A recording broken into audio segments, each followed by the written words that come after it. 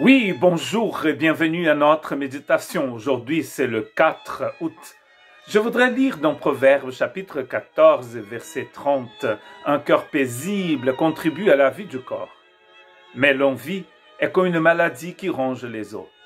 Je voudrais donc parler de cette deuxième partie de ce verset 30 qui parle de la jalousie et de l'envie et comment cela peut ronger les os. Nous avons dans les Écritures énormément d'exemples de cela. Mais peut-être le premier exemple dans le livre de la Genèse, c'est l'histoire de Caïn et d'Abel. Comment Caïn a tué son frère tout simplement parce qu'il était jaloux. Il avait cette envie dans son cœur et comme son sacrifice n'a pas été accepté parce qu'il n'était pas selon la justice divine, il a donc se vengé en tuant son frère.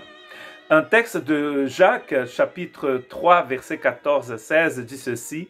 « Mais si vous avez dans votre cœur une jalousie amère et un esprit de rivalité, ne faites pas les fiers et ne montez pas contre la vérité. Une telle sagesse ne vient pas d'en haut. Elle est au contraire terrestre, purement humaine, démoniaque. En effet, là où il y a de la jalousie et un esprit de rivalité, il y a du désordre et toutes sortes de pratiques mauvaises. Je vous rappelle que Jacques a écrit cette lettre à des chrétiens, à des personnes qui se disaient disciples du Christ. Et comme je dis souvent dans ces méditations, quasiment la moitié de cette épître parle des effets méfaits dangereux de la langue. Et ici, il va appeler ce comportement une jalousie amère, un esprit de rivalité. Et quand on fait cela, nous sommes fiers de nous-mêmes. Mais il dit, si nous avons un tel comportement, nous montons contre la vérité, celle de Dieu, qui n'admet pas ce genre de comportement, justement.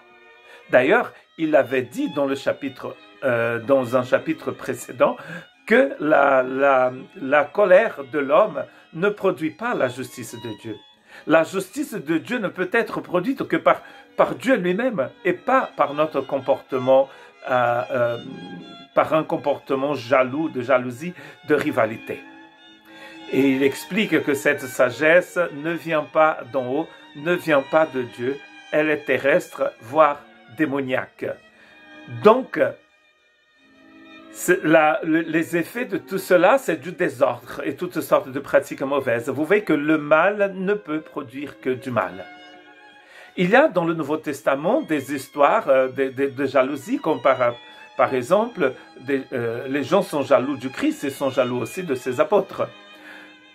Dans Actes chapitre 7, verset 9, c'est Pierre qui parle.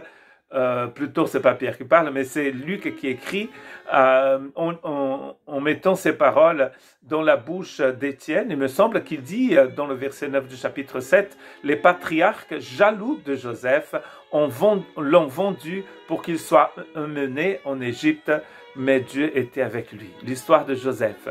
C'est mon histoire préférée dans l'Ancien Testament et c'est l'histoire préférée de beaucoup de monde. C'est une histoire très intéressante qui montre comment l'amour peut surplanter la haine. Mais les méfaits de la jalousie, d'ailleurs, la personne qui a écrit ce texte, qui l'a parlé, les appelle des patriarches, donc ils avaient un rôle très important à jouer, ces frères de Joseph. Mais voilà qu'ils étaient jaloux de Joseph. Ils vont le vendre. D'ailleurs, ils avaient envie de le tuer carrément. Mais à la fin, ils vont le vendre. Et il va devenir esclave en Égypte. Ensuite, il va aller en prison. Et 13 ans après être vendu, à peu près, environ, il va devenir gouverneur d'Égypte, le deuxième le plus puissant du monde de l'époque. Vous voyez, Dieu était avec lui, dit le texte d'Actes des Apôtres. Mais les patriarches étaient jaloux. Donc vous voyez, Caïn avait cette jalousie, les frères de Joseph aussi. La famille de Jacob, donc le père de Joseph, c'est une famille un peu comme beaucoup de familles de nos jours, n'est-ce pas, avec énormément de jalousie. Et vous avez vu, en lisant le texte, que cela a fait énormément de dégâts. En effet, ils savaient que c'était par jalousie qu'ils avaient fait arrêter Jésus, nous dit Matthieu 27, 18. Donc Jésus, lui aussi, était arrêté par les Juifs et livré aux Romains pour être crucifié par jalousie. L'envie et la jalousie peuvent faire énormément de dégâts. Surtout dans la vie des personnes qui ont ces jalousies. La fin de Caïn n'est pas jolie.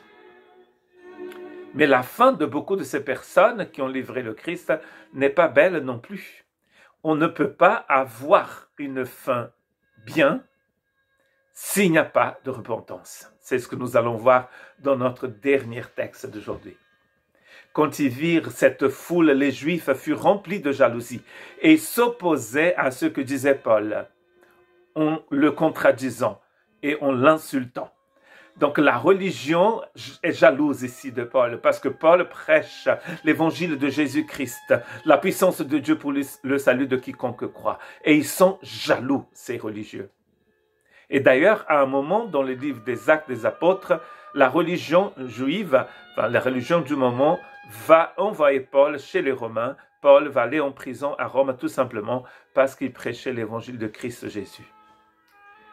Et donc, le texte de Proverbe 14:30 nous dit que l'envie est comme une maladie qui ronge les os. Et nous avons vu que dans une version en anglais, ils ont traduit maladie par cancer. Et sinon, carie. Quelque chose qui détruit les personnes de l'intérieur, comme ces frères de Joseph, qui ont des envies de meurtre pour leur frère. Tout simplement parce qu'ils étaient jaloux. Quelle est la solution alors à toute cette jalousie et à n'importe quel problème de péché dans notre vie? Si nous reconnaissons nos péchés, il est fidèle et juste pour nous les pardonner et pour nous purifier de tout mal. Que Dieu puisse nous aider à venir vers lui, à nous détourner du mal et aller vers le Seigneur, reconnaître notre péché de jalousie pour que nous puissions être guéris. Que Dieu vous bénisse.